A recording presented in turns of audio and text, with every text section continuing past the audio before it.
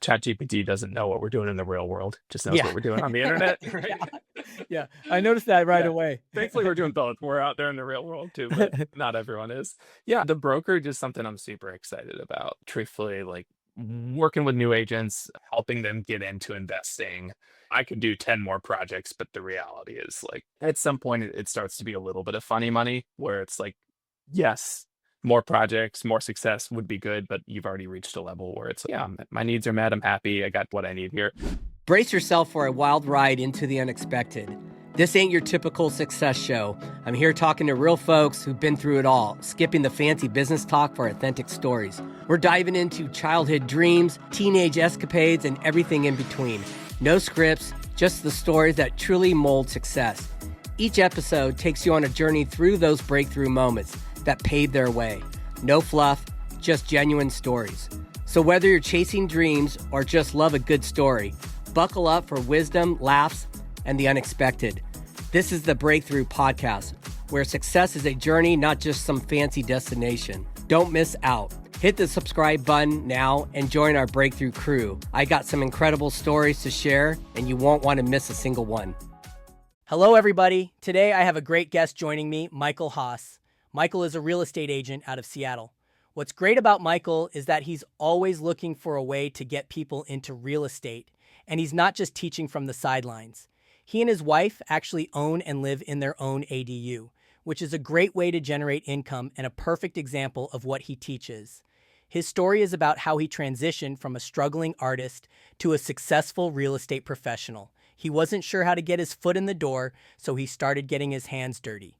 He bought properties that he could afford, and he figured out how to make money with them through a lot of hard work. He's an artist, and he even used his artistic skill set to figure out real estate. He didn't just walk into a cushy job, he created his own destiny.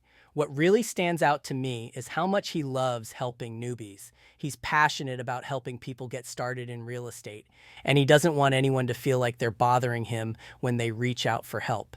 He's created a company and a community around his mission to help others. He even has a meetup where people can come and talk to him and learn from him and his company, House Hacks Seattle. With that, let's dive in. Right on, buddy.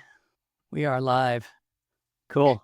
After doing some technical difficulty changes and audio and lighting and all that, we're on, which is typical.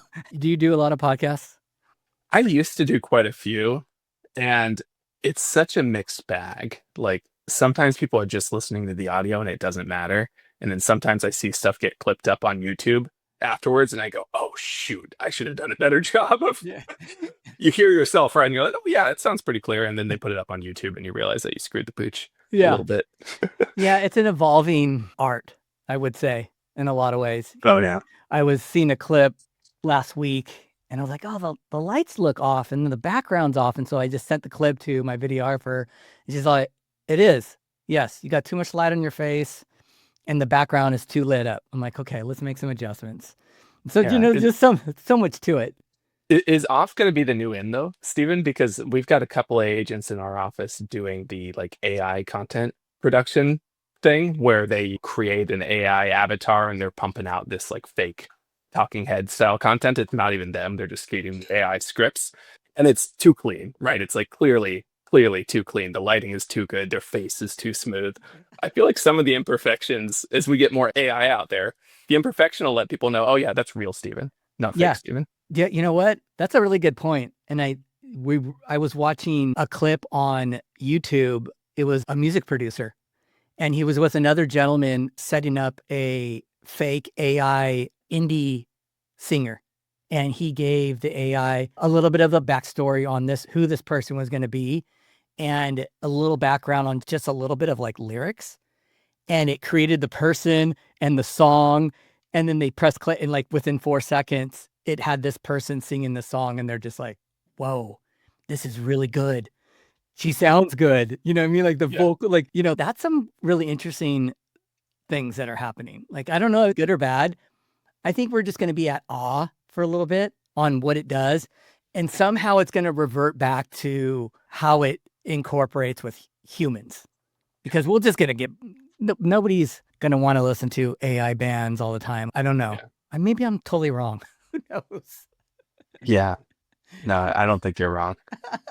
So I was at a open house a few weekends ago, and I don't know how your open houses are recently, but it's been pretty slow. Yeah. And so I was Over in sitting, California or out yeah, here in Seattle? yeah, Yeah. in California. And I was sitting on the couch and I fell asleep at the open house. It's the first time I ever fallen asleep at an open house.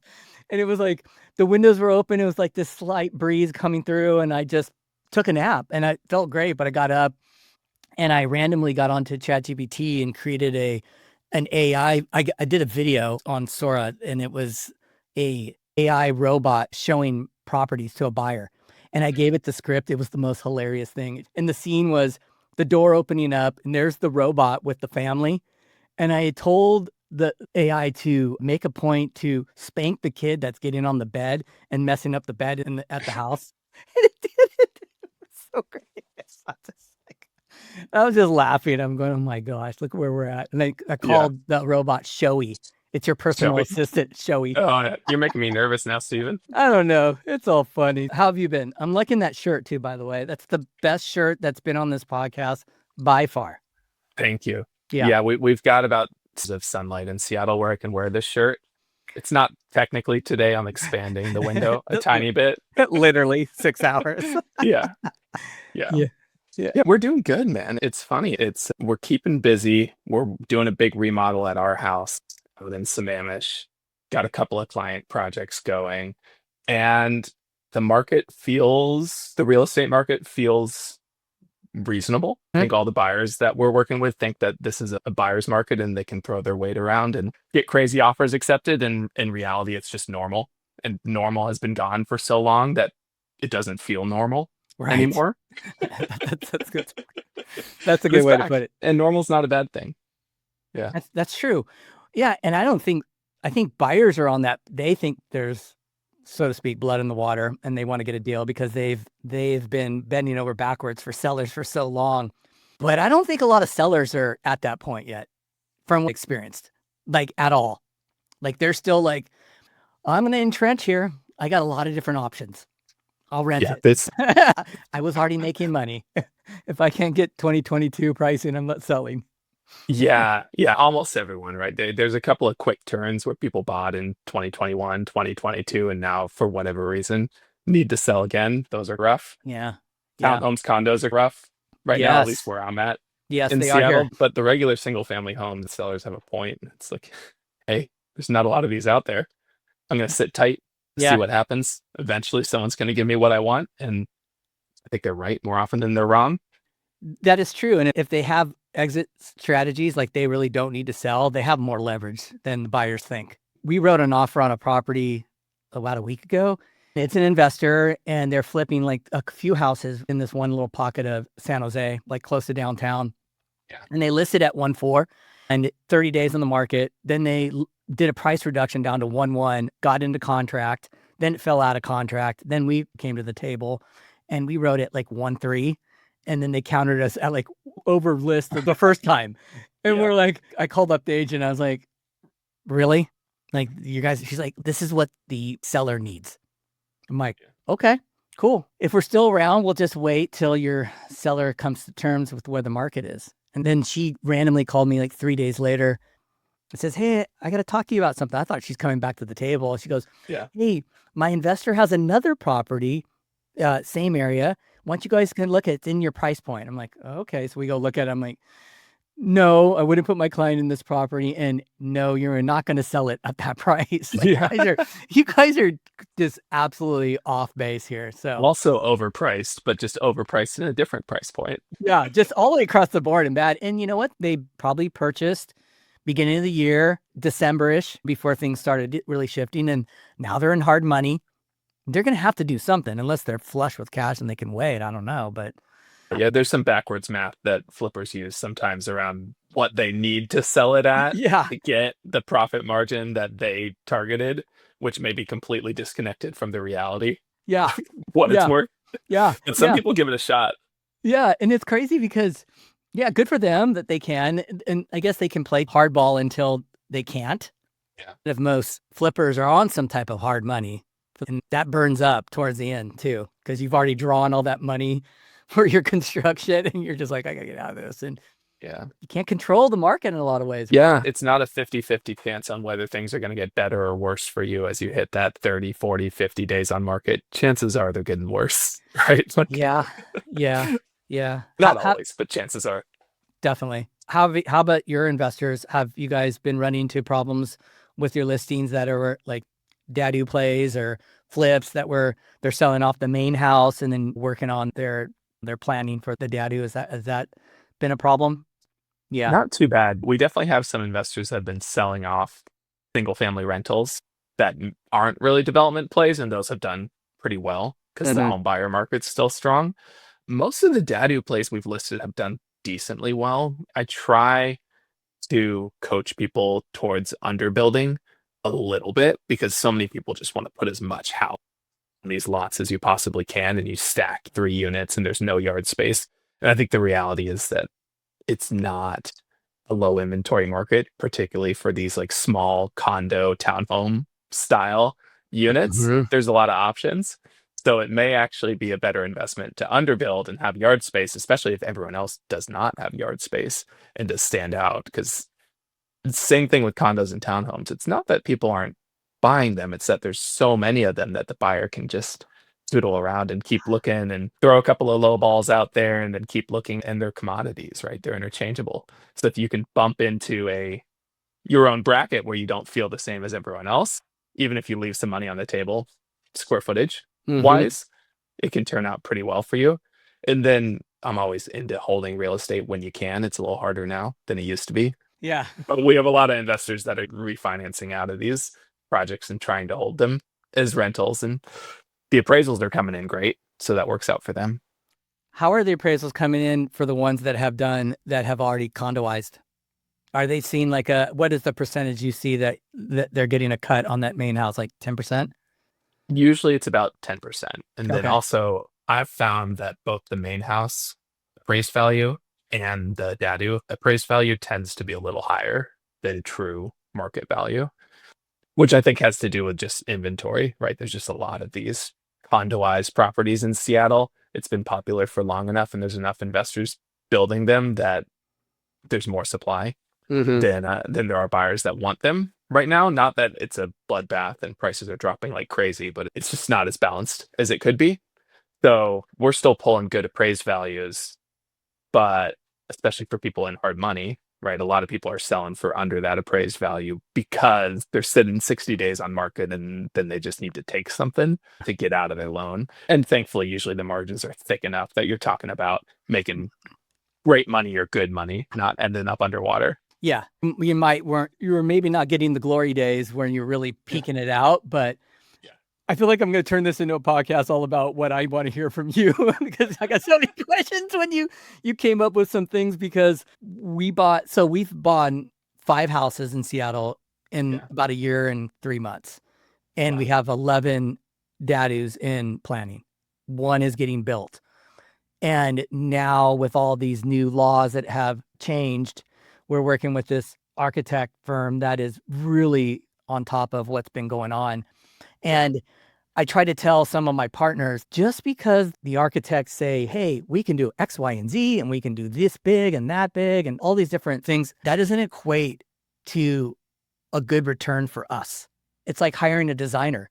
The designer will design a property out. They'll make it look great. But is those finishes going to translate to a return on the road, right? Like, Yeah. because once they're done, they're out, just like the architect's out. But we then have to turn around and pass it on to sell it or whatever we got to do. And so now I'm really getting confused, or I'm treading lightly on the size to build. Yeah.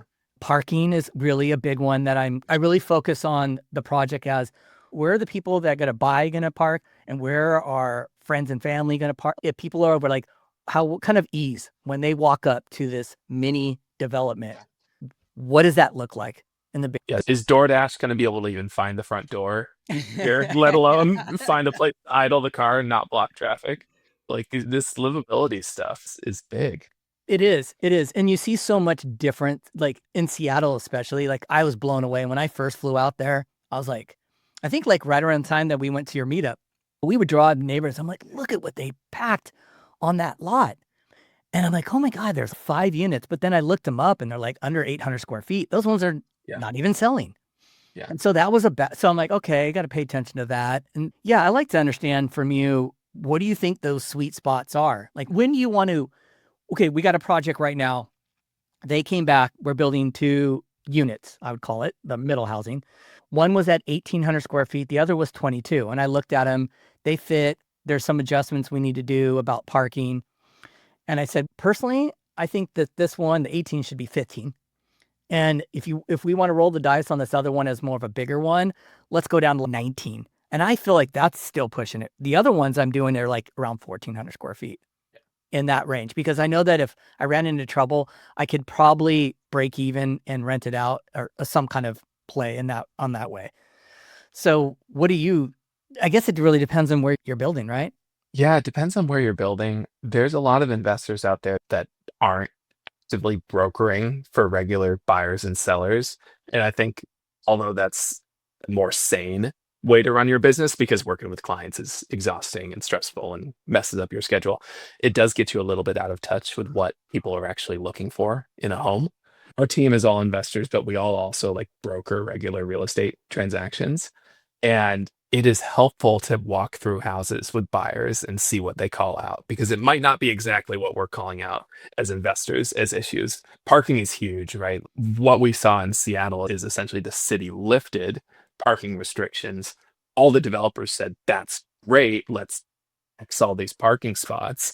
And then all the buyers came out and said, we don't want this. No one wants this. I don't care that you can remove the parking. I wanted the parking. Put it back. Yeah. Yes. So I mean, things like that are big. And then also to the point of kind of supply and demand, like it's pretty interesting with One Seattle, this new bill, we're able to do larger housing. And it does seem like that's what people want more than anything else. And there's a couple of reasons. And that I think one of the reasons is we've been pumping out 1,000 to 1,300 square foot mini houses for a long time. And there's a lot of them. And then also they're also comparable to say condos and townhomes, which we also have a lot of in Seattle. And we have a lot fewer single family ish homes, which your 1,800, 2,200, 1,500 square foot home that you're talking about is, even though there's less yard space, it is a single family home size. And then I think the other thing is just on the landlord side, right? Like rents are not that high right now compared to purchase prices, especially when you factor in interest rates. Right. So Yes. when we're in one of those historical windows where it's actually cheaper for a lot of people in the short term, at least, to rent than buy. So the idea of making affordable small houses for kind of the demographics that might otherwise be renting is a good idea. But if it's cheaper to rent, there are a lot of people in that buyer group that are going to say, hey, ownership sounds great, but just legitimately, it would be better for me to rent this exact same DADU from someone than buy it at 7.1% interest. So there's a couple of tailwinds and headwinds, I think, right now. And I'm seeing more headwinds for DADUs than tailwinds in the short term, specifically the small ones. But I think the larger builds should do well. I don't know if you've been tracking old 3 packs, right, where people scrape the lot, they build an 1,800 square foot front home, then 1,000 square foot DADU, 1,000 square foot ADU. I don't have the data, but just looking these listings, it seems like the single family always sells first.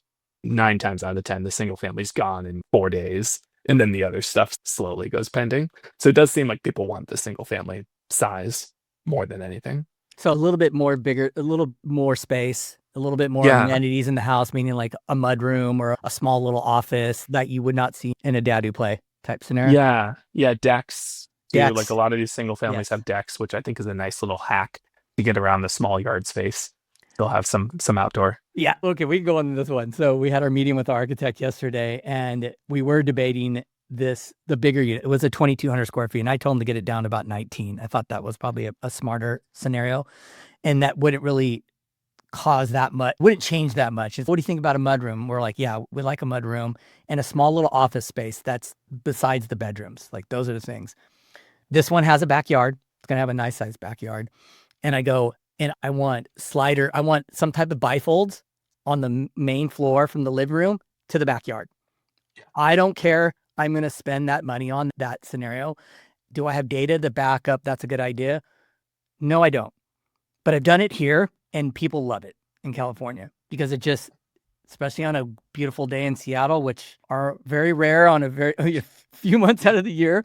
They can open that up, go in the backyard, and really take it in. And so I'm going to gamble a little bit on that scenario and see where that goes.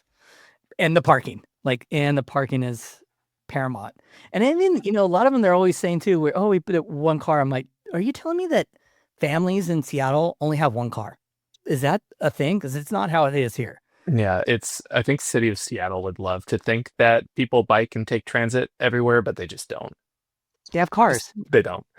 I don't think it's quite as bad as San Francisco's different than the rest of California, but having lived in California, transit is not great in California either. Right. But Seattle, unless you're on a couple of stops, not super easy to get around without two cars. And even for tenants, I have a couple of DADUs that we've rented out, and people seriously interested that would have signed a lease if there was 2 parking spots, but there was only 1, and decided not to move forward. Okay. Yeah. Do you have kids, Stephen? Yeah. Yeah. I have a daughter. She's 19. Nice. Yeah. So, I mean, you're getting to the point where they're getting out of the house, not in the house, but I think that's the big opportunity too, is I know a lot of these developers have families and stuff. So it's just think about what you need, because once you're building these larger houses, that's one of the bigger opportunities, right? Is can you make it a family house? And that's even the wording that City of Seattle is using in a lot of these zoning changes. They want more like family size housing. Townhouse was great for that, right? Like as a father of young kids, like hardwood floor stairs everywhere in the house is pretty much my nightmare. Townhouses aren't great. Condos aren't great either, with having to take elevators up through. So I think there's a unique opportunity to hit high density housing for families that isn't like currently served very well by the other high density housing asset classes with DADUs and ADUs and single families. So just be a little bit more thoughtful on the unit that you're putting on there. Try to get more parking and give them a backyard. Yeah. Because I think probably one of the problems that a lot of developers, builders, flippers, or anybody was following into is maybe they had a much smaller lot and really didn't have that kind of room to do all of it. And so they're like, they're going to park in the alley, or they can park in front of the whatever. It's all trade-offs, right? I make it sound like, oh, you just need to have everything, right, Stephen? It'll sell if you put everything in it. Why aren't you putting everything in it? But it's all trade-offs. But I think a lot of times developers, when choosing between square footage and amenities, they'll choose the square footage because everyone wants to hit that. Oh, I want to build my max because I'm thinking in terms of dollar per square foot sale cost. But if everyone does that, you end up, if you zig while everyone else is zagging, you end up getting a better result. Yeah, and you really have to pay attention too. Really, you can build these, and I understand what you're saying, that could serve that need, but you got to figure out that sweet spot too, that you don't hit that wall in that location as well. Yeah. We got in a contract on a property we just closed in Maple Leaf. I was in another location south from there, Ravenna, and there was a corner lot, single family, and they built an ADU, and then next to it was a DADU, 2 of them, and they were like almost at $1 million, and they were just standard 1,000 square feet. It was a beautiful street, so I could see where that number could come in because it seemed really private. And then we got in a contract on one in Maple Leaf, which was not far away from it, and it was it's a street lot. Yeah. And I saw it. I'm like, okay. They're like, you don't need to have parking because it's within a half mile from transit. And I'm like, the main house is going to be a duplex. We're going to do a middle housing at 1,400 square feet. I want a garage. I want another parking spot next to the house. And then to the right of that street to street lot, I want to be able to park 2 cars. Like guaranteed. I don't care what else has to happen. We have to this is what I think is needed in that location. And they're like, okay, you don't have to do it. I'm like, I know, but I just think that people are going to want to know where I'm going to park. Where am I parking? Yeah, and it's not even just the parking. It's like ask any parent of younger kids how many wheeled vehicles they have, right? They've got their 2 cars, but they also probably have 6 scooters, one of those RC things, 3 bikes, some of which their kids have already grown out of, but they have it on the list to drop them off at Goodwill and they haven't done it yet, right? Like half of these garages aren't even being used for cars. So even if you have street parking, I think the garage is still a good amenity. Even if you're a 1-car household, I think the garage is still a good amenity. Yeah. Are you having people turn the garage into a room? A lot more people were doing that for rentals Yeah. specifically, I feel like under the old code than are under the new code. I noticed one change in one Seattle that kind of made Yeah. me smile. They're limiting the square footage of the garage, whereas previously you could have 1,000 square feet of living space over 1,000 square foot of garage Yes. that just so happens to have a lot of receptacles and plumbing roughed A in nice and window. yeah. Yeah. The city is busy, but they're not stupid. Like they're letting this stuff fly because they have a lot of fish to fry and a million projects, but it's not like they don't understand what's happening when they review these plans. So Yeah. that felt like a targeted attack on Yeah. a loophole that was being used. Yeah. We're giving you guys a lot of leeway. We're going to rope you back in on this one. Yeah. Well, and two, they just, who knows what that causes down the road. And Yeah. the fact that they're able to put all these new laws and all the things that go along with it, it's a lot of information. Yeah. It blows me away the amount of things that we go through. And I guess for what we're doing, I'm like, okay, I think we need to slow down. I'm dropping the ball on trying to systemize the approach to condoizing and, Yeah. all these different things. We're like putting these systems in place. I'm like, oh my God, we got so much stuff going on here. It's Well, you said how many houses in a year and 4 months? 5 houses and Five 11 houses. and 11 in planning. Yeah. Yeah. Yes. It's I don't think you're doing anything wrong, man. I think it would be pretty tough to run that and not have it feel like an absolute zoo. But yeah. It's crazy. It's like the school of hard knocks. yeah. And it's been great, to be really honest. We have met up in Seattle. You guys are all badass. Really just good people. It's a breath of fresh air to get into a market where everybody just wants everybody to succeed and do good. And everybody's willing to share advice. And I think that's a big key to just overall investing and serving the community too. Yeah. That's a big part of it, because at the end of the day, we're building properties for people to live in too. You know what I mean? And they spend a lot of money. Yeah. There's so much to Yeah. it. I think a lot of the earlier investors set a really good precedent and culture Yeah. around here. Even when we look at like Bigger Pockets, which is how a lot of investors got their start, was reading those Bigger Pockets forum posts from other investors and just being, Yeah. oh, I would love to do that.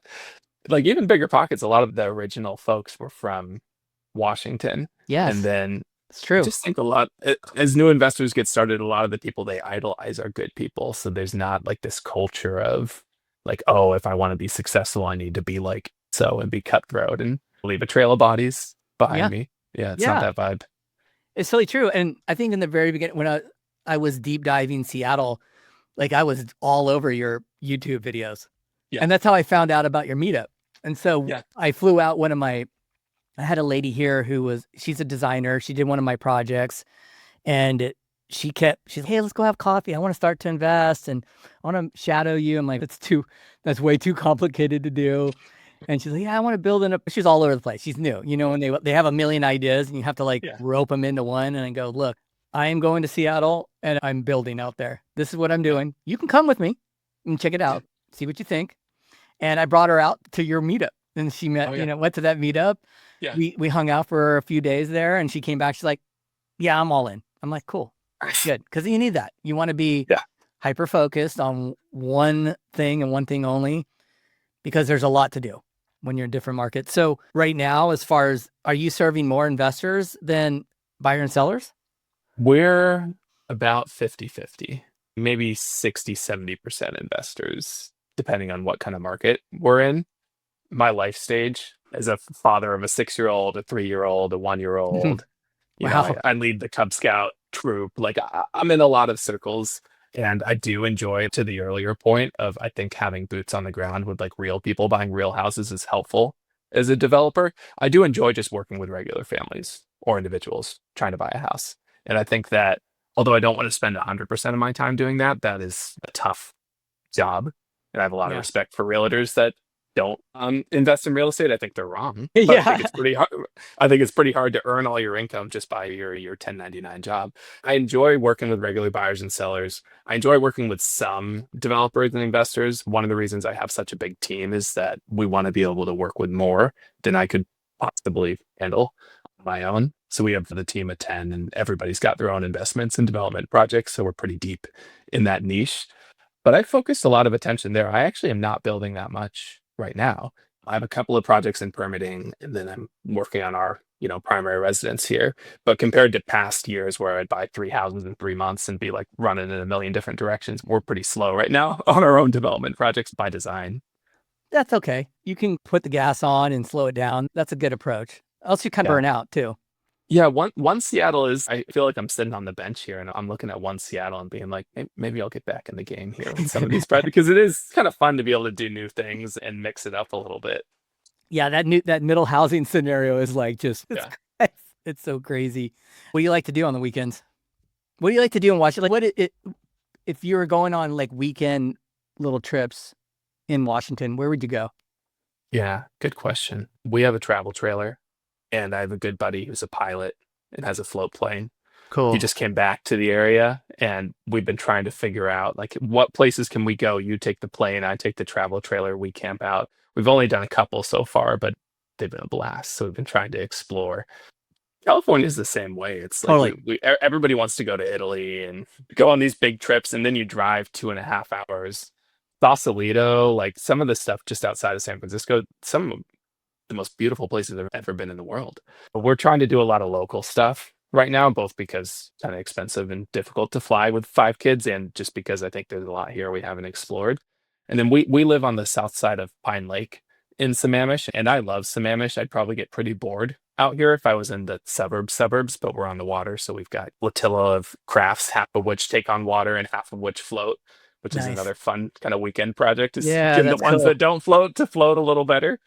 And then when the weather turns, one of the nice things about being off I-90 here in King County is it's just like a hop, skip, and a jump to Snoqualmie Pass and a little bit of snowboarding.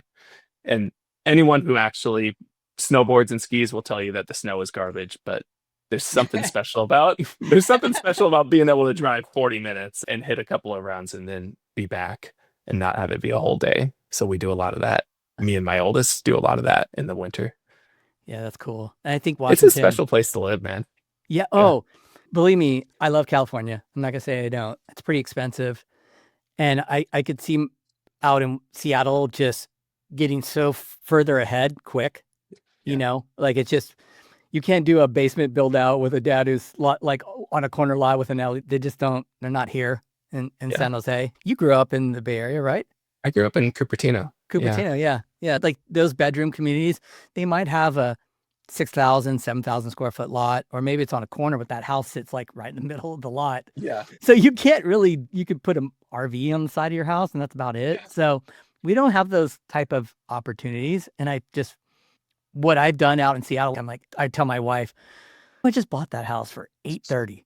And I'm gonna build out the basement, increase the value overall, and now I can lot split it, sell off that middle housing, that unit, get my whole down payment on the main house back and then Yeah. some in my bank account, and then have a unit below me making 3,500. What? What? That's so crazy to me. I don't know. Like I scratch my head every time when I'm out there. I'm like, it's a great opportunity. I don't know if the weather could, I'm too much of a baby. I don't think the weather I could stand it out there. You still think that? Because we have a lot of propaganda around weather to keep Californians like you and me from Is that moving what up it here. is? Yeah. Is that It's a coordinated campaign. I bet. I know. I've been in Seattle mostly through the summer months and one time like 2 days before Thanksgiving, and it was bone chilling cold. It was so cold. And we're out in front of the house trying to shoot content, and like we're walking through the house and I got steam coming out. And like, you're kind of off today. I'm like, dude, I can't think straight. My brain's frozen. I'm freezing. It's like, and the guy that was shooting it was in this like lightweight little like hoodie and stuff. I'm like, are the people running around in the weather with like shorts on their white legs and they got like a parka on? I'm like, what is Yeah. going on here? Oh, yeah. Yeah. It's pretty crazy. What you got any big plans? Do you have any future goals that you're trying to hit 5 years from now? Can you see where you're going with your small business, or is there anything you haven't achieved that you want to? Yeah, good question. I mean, our team, the House X Seattle team, we're like pretty deep in this investor niche. We have the meetup that you mentioned. We have the Yep. YouTube channel. We're pretty easy to find. Probably my fatal flaw would be pride. I keep it in check as best I can. I kind of cultivate a humble personality as best I can, but man, I'm prone to a little bit of pride here and then. One of the fun things that a team member showed me is that if you ask AI about DADUs in Seattle, it'll tell you to talk to our team. Oh, Is that. one of the Oh, yeah. yeah. Hey, and you know what's funny? I actually told, who was I talking to? I think I was talking to either Ian or somebody, and I go, hey, guess what?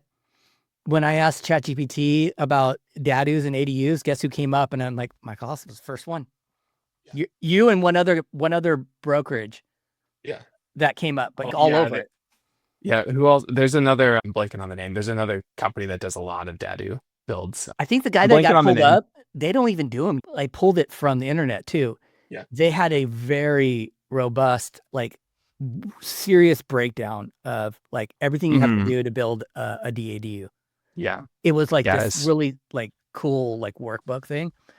But then when I got to their website, they weren't doing the level of like what you're doing. Yeah. Yeah. ChatGPT doesn't know what we're doing in the real world, just knows Yeah. what we're doing on the internet. Right. Yeah. I noticed that right Yeah. away. Thankfully, we're doing both. We're out there in the real world too, but not everyone is. Yeah. The brokerage is something I'm super excited about. Truthfully, like working with new agents, helping them get into investing.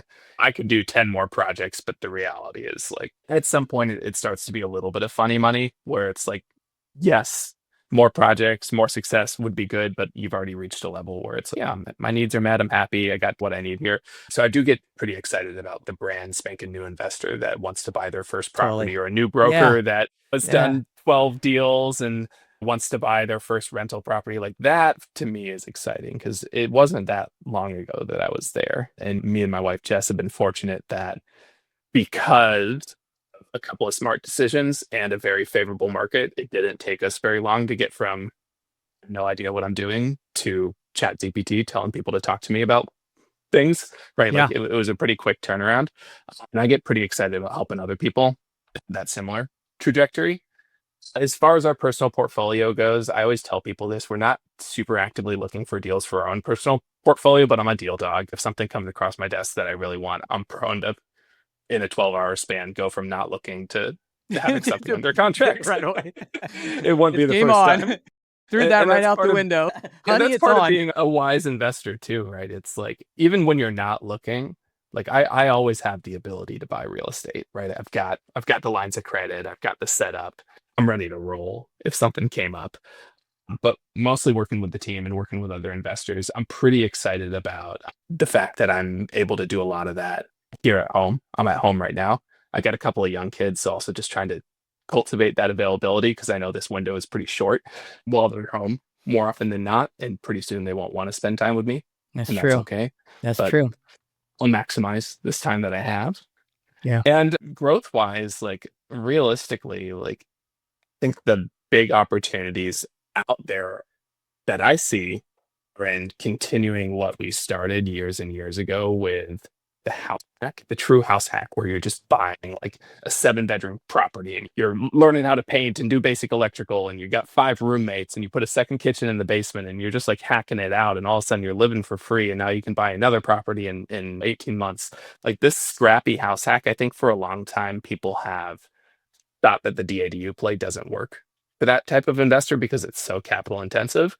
Some of the projects we have in the works are like figuring out ways to make these development opportunities available, not just to established folks like you and I, Stephen, but people who are just getting started, because I think Yeah.